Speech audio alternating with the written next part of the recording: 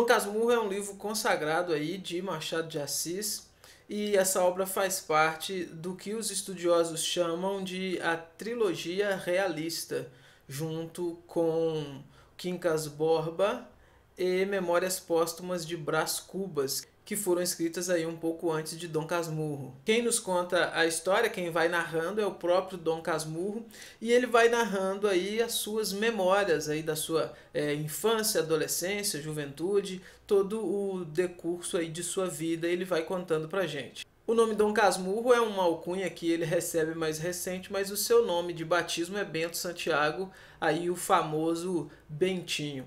E Bentinho é fruto aí, é filho, melhor dizendo, de uma família rica, de uma família escravocrata ali do Rio de Janeiro do Segundo Império, e ele vem contando então as suas lembranças.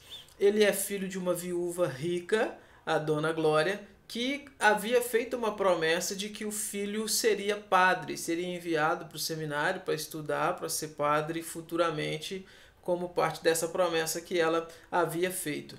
E a esperança da mãe dele é essa, que ele viesse a se tornar padre, a esperança da família era essa, só que na sua infância ele fica conhecendo Capitu, que é filha ali de uma família vizinha, e os dois têm um contato muito recorrente, eles brincam juntos e tal, e começa a nascer um sentimento ali um pouco além da amizade. Eles se apaixonam e prometem se casar, prometem ficar juntos. E chega num ponto aonde ele está num dilema, porque ele gosta de Capitu, os dois têm planos para ficarem juntos no futuro, mas ele também não pode ir contra a vontade da mãe, ir contra o desejo da mãe, que é o desejo de que ele se tornasse padre. E, logo, se tornando padre, seria impossível que ele se casasse e ficasse junto com o Capitu.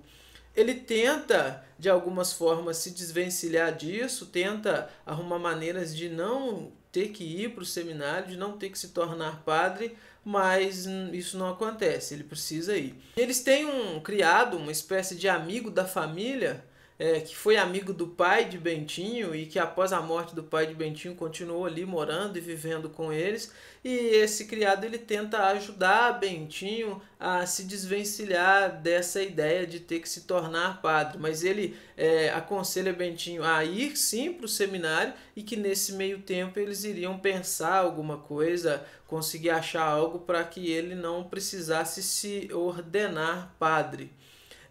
No seminário, Bentinho fica conhecendo um tal de Escobar, eles se tornam amigos e eles têm em comum essa ideia de não se ordenar. Escobar ele tem um dom ali para os negócios, ele tem o desejo de ser comerciante, mas não quer ser padre assim também como Bentinho não quer.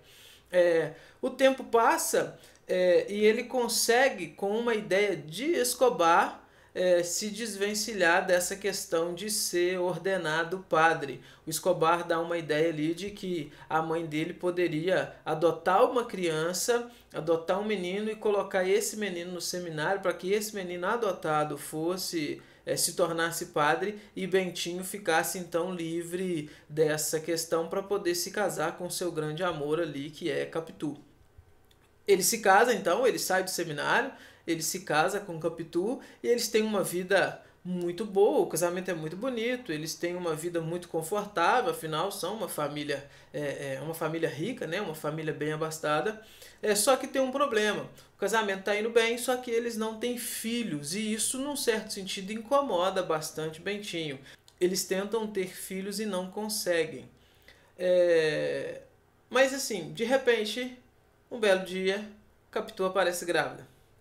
Ela engravida e gera um filho, a criança nasce, eles colocam o nome na criança de Ezequiel e essa criança se torna ali a alegria da casa, se torna a alegria deles. É interessante perceber que na medida com que essa criança então vai crescendo e vai se desenvolvendo, ela vai demonstrando alguns trejeitos físicos ali que a assemelham muito ao Escobar, que é amigo de Bentinho.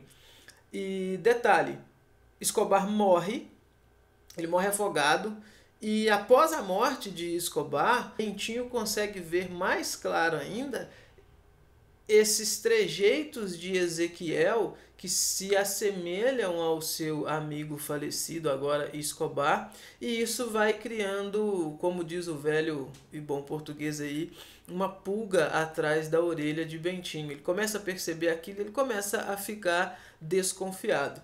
Só que ele leva aquilo a um grau tão elevado que isso prejudica o relacionamento dele com o Capitu.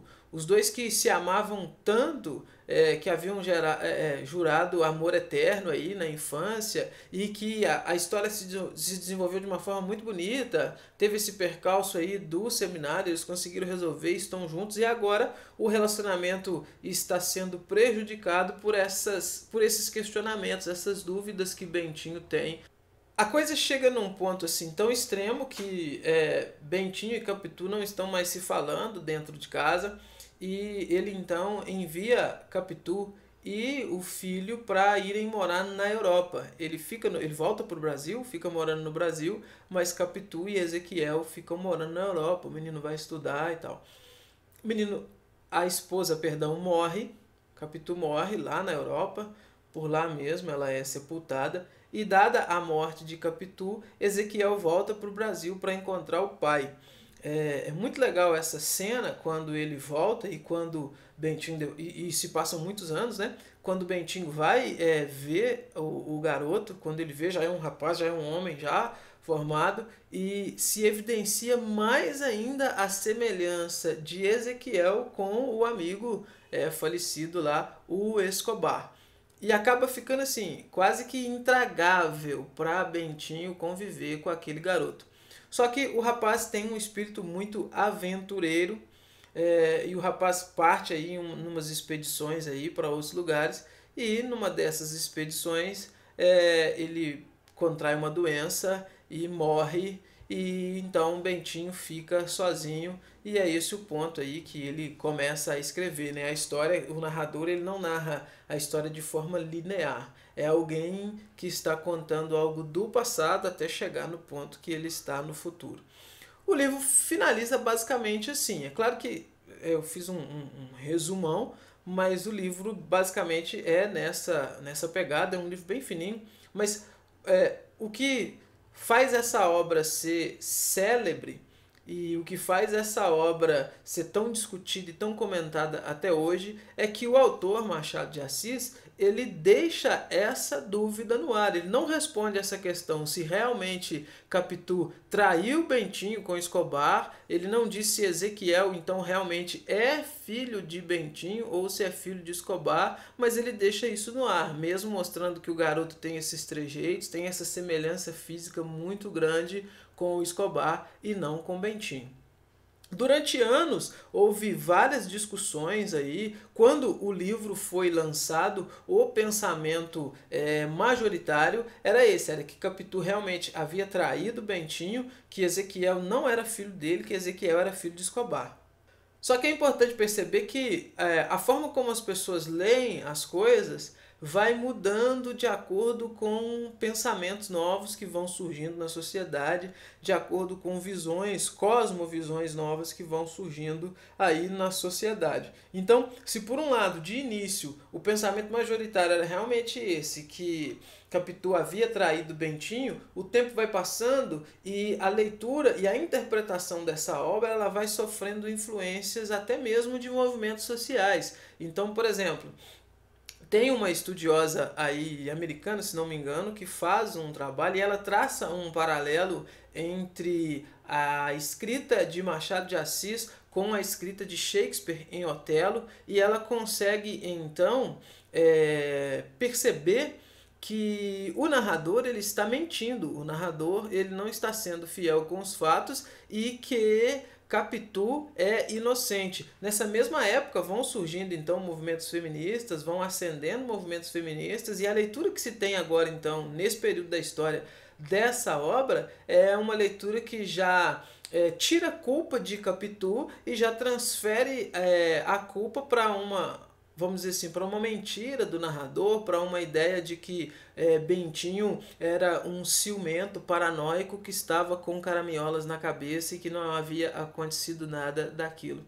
há também uma leitura meio que social da obra. É como se Bentinho representasse a aristocracia conservadora e Escobar representasse um pensamento anti-escravagista, né? Porque vale lembrar que essa obra ela se ambienta nesse período escravagista. O ano que o Escobar morre é o ano que se assina a famosa lei do ventre livre. Então nós temos aí o Brasil caminhando para a liberação, para a abolição da escravatura. Então há também esse tipo de leitura, a leitura de que o Bentinho ele representa essa elite conservadora e que o Escobar representa então essa parte que quer essa liberação e que então essa parte mais capitalista está ascendendo e essa parte mais conservadora está